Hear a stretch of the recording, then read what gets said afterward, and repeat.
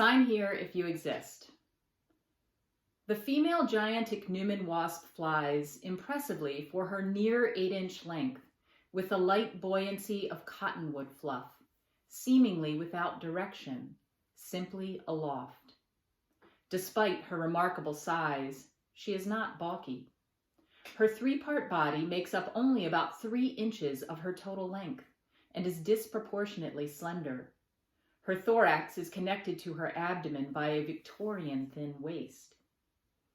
Most of her maximum 8-inch span consists of an ovipositor half that length, which extends from the tip of her abdomen and trails behind her like a thread loose from a pant hem. Fully extended, she can be nearly as long as your Peterson Field Guide to Insects.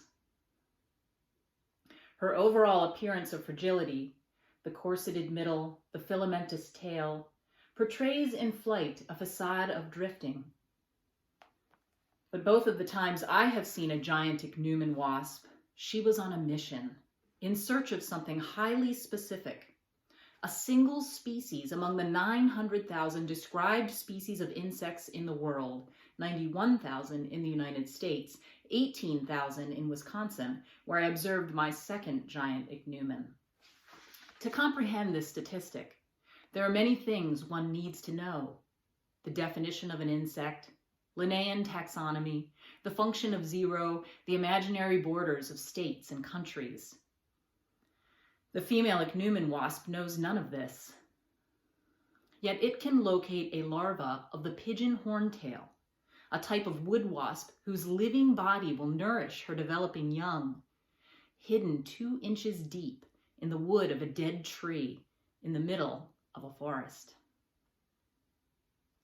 Charles Darwin himself, it turns out, studied the ichneumon wasp. He mentions it specifically in an 1860 letter to biologist Asa Gray, a proponent of the idea that nature reveals God's benevolence. Darwin, on the other hand, swayed no doubt by the rather macabre details of this parasitic insect's life, writes, "I cannot persuade myself that a beneficent and omnipotent God would have designedly created the ichneumonidae with the express intention of their feeding within the living bodies of caterpillars." And then, as if to reach the layman, he adds, or that a cat should play with mice. The tabby that curls in your lap and licks your temple, after all, has likely batted a live mouse between its paws until its brain swelled and burst. And the larvae of the giant ichneumon wasp eat, from the inside out, and over the course of an entire season, the living bodies of the larvae of a fellow insect.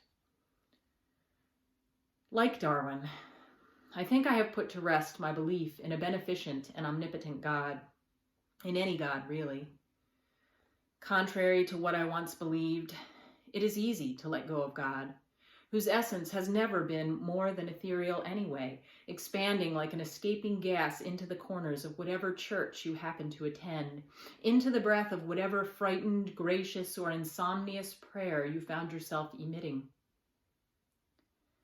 But it is much more difficult to truly put to rest the belief in an afterlife, the kind where you might get to visit with all your dead friends and relatives. It will not be easy to let go of your deceased mother, who stands in her kitchen slicing potatoes and roast, who hacks ice from the sidewalk with shovels. She is marrow and bone, a kernel of morals, values, and lessons compacted like some astronomical amount of matter into tablespoons, one with sugar for your cereal, another for your fever, with a crushed aspirin and orange juice. You love her. You mark time and space by her. She is someone you are always either near to or very far from. Can people live without the comfort of a creator? I think so.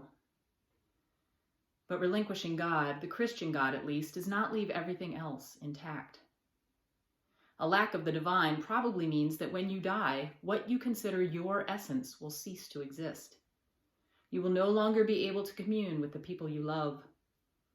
Choosing to live without the assurance of an afterlife, therefore, feels like a kind of suicide or murder.